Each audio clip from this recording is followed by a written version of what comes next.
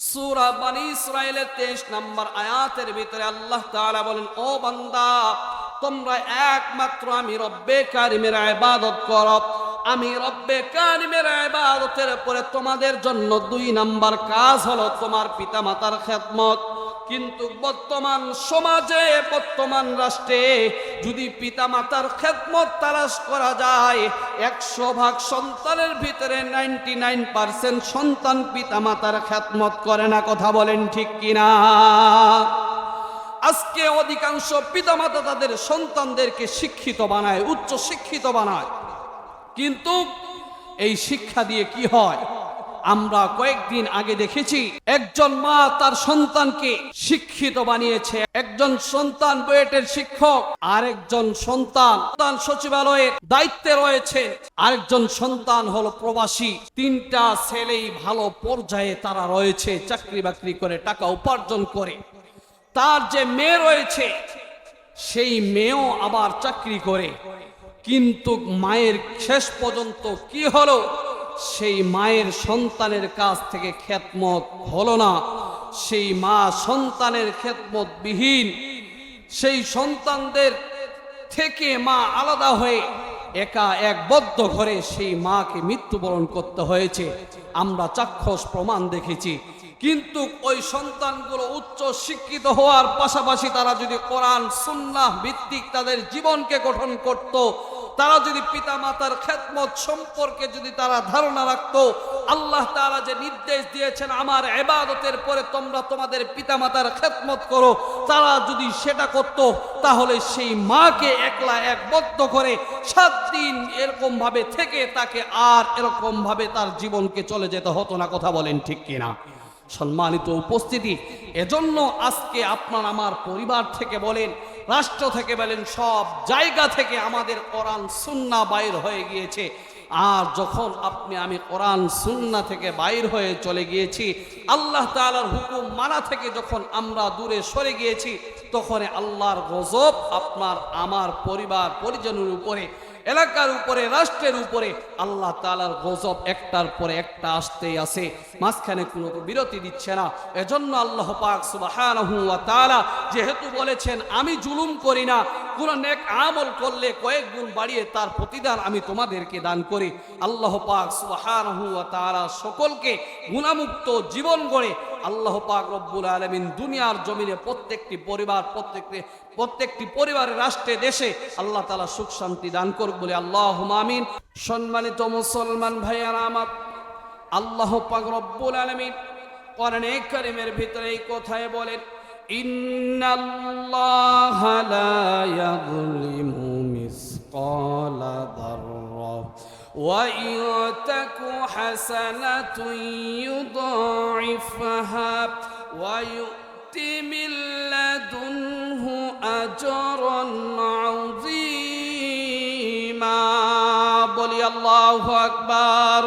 আল্লাহ পাক রব্বুল আলামিন বলেন, বান্দা, তোমাদের উপরে আমি অনুপরিমাণ জুলুম করি না। তোমরা যদি কোনো নেক কাজ করো, তোমরা যদি কোনো ভালো কাজ করো রে বান্দা, সেটাকে কয়েক গুণ বাড়িয়ে আমি রব্বে কারিম তার প্রতিদান আমি তোমাদেরকে দান করি। তাহলে আমাদের উপরে বিপদ আপদ কেন? আমরা শান্তি খুঁজি কিন্তু আমরা শান্তি পাই না কেন? আল্লাহ পাক রব্বুল আলামিন কোরআনে কারীমের ভিতরে জানিয়ে দেয়, ওয়ামা আসাবাকুম মিন মুসিবাতিন ফাবিমা কাসাবাত আইদিকুম ওয়া ইয়াফু আন কাসীর। বলি আল্লাহু আকবার। আল্লাহ পাক রব্বুল আলামিন বলেন, ও বান্দা, আমি তোমার উপরে জুলুম করি না রে বান্দা। তোমার উপরে যে বিপদ আপদ আসে রে বান্দা, ও বান্দি, তোমার উপরে যে বিপদ আপদ আসে এটা তোমাদের 2 হাতের কামাই। কয় হাতের কামাই? তোমাদের 2 হাতের কামাই। ও বান্দা, ও বান্দি, তোমরা যখন গুনাহ করো, এই গুনাহের কারণে তোমাদের উপরে আমি রব্বে কারিম বিপদ আপদ দিয়ে থাকি।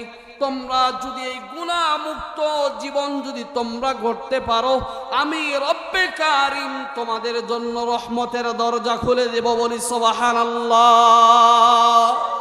তাহলে শান্তির আশা সকলেই করে। কিন্তু দুনিয়ার মানুষ আজকে শান্তি খুঁজে কিভাবে?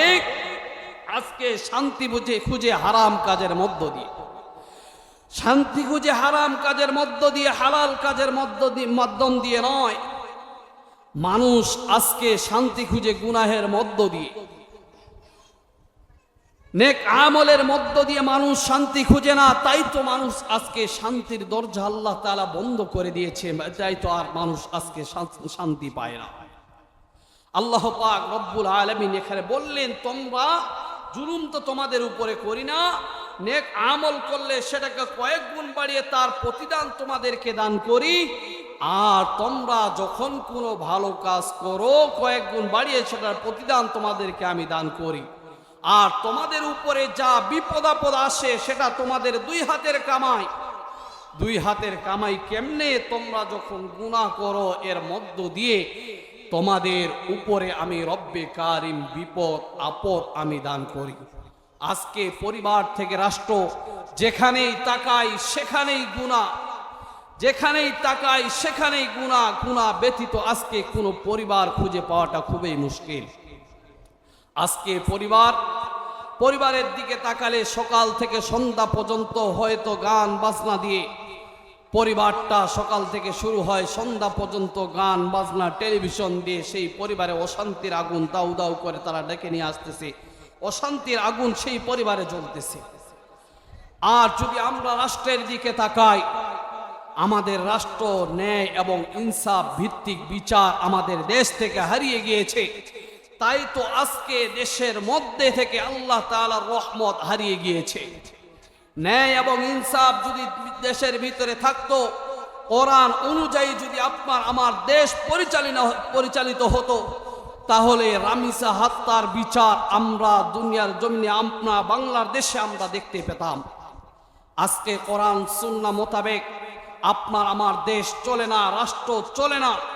বিধায় এখন পর্যন্ত রামিসা হত্যার বিচার বাংলার জমিনে আপনি আমি মুসলমানরা কেউ আমি দেখতে পেলাম না। সম্মানিত মুসলমান ভাইয়েরা আমার, যখন কোরআন থেকে মানুষ যখন বাইর হয়ে চলে যাবে, কোরআন সুন্নাহ মোতাবেক যখন পরিবার থেকে মানুষ যখন বাইর হয়ে চলে যাবে, রাষ্ট্রের মানুষেরা যখন চলে যাবে, তখনই রাষ্ট্রের ভিতরে, দেশের ভিতরে, পরিবারের ভিতরে আল্লাহর গজব একটার পরে একটা নাজিল হবে, মাঝখানে কোনো বিরতি দিবে না, বলি না আউযুবিল্লাহ। এজন্য এই মাহফিল থেকে বলতে চাই, রামিসা হত্যার বিচার, এই ধর্ষণের বিচার বাংলার জমিনে কোরআন আইন অনুযায়ী আমরা দেখতে চাই। আর কোরআন অনুযায়ী যদি বাংলার জমিনে যদি রামিসা তানিয়া হত্যার বিচার, যদি এই ধর্ষণের বিচার যদি বাংলার জমিনে যদি একবার কায়েম হয়ে যায়, বাংলার জমিনে যদি একবার চালু হয়ে যায়, ধর্ষণ তো দূরের কথা, যুবকদের বাকিদের এরকম হয়ে যাবে, স্বপ্নদোষ পর্যন্ত তাদের বন্ধ হয়ে যাবে। কথা বলেন ঠিক কিনা? দেখা যাবে ধর্ষণ তো দূরের কথা, ধর্ষণের কাছেও মানুষ ভিড় বেড়া, কিন্তু একটা নেই ইনসাফ ভিত্তিক কোরআন ভিত্তিক বিচার বাংলার জমিনে দরকার রয়েছে। সম্মানিত উপস্থিতি, কোরআন থেকে বাইর হয়ে যাওয়ার কারণেই আজকে ধর্ষণ বেড়ে গিয়েছে। পিতামাতার খেদমতের কথা আল্লাহ তাআলা কোরআনে কারিমের ভিতরে বলেছেন, ওয়াকাদা রাব্বুকা আল্লা তা'বুদু ইল্লা ইয়্যাহু ওয়া বিল ওয়ালিদাইনি ইহসানা। বলি আল্লাহু আকবার। আল্লাহ পাক রব্বুল আলামিন কোরআনে কারিমের ভিতরে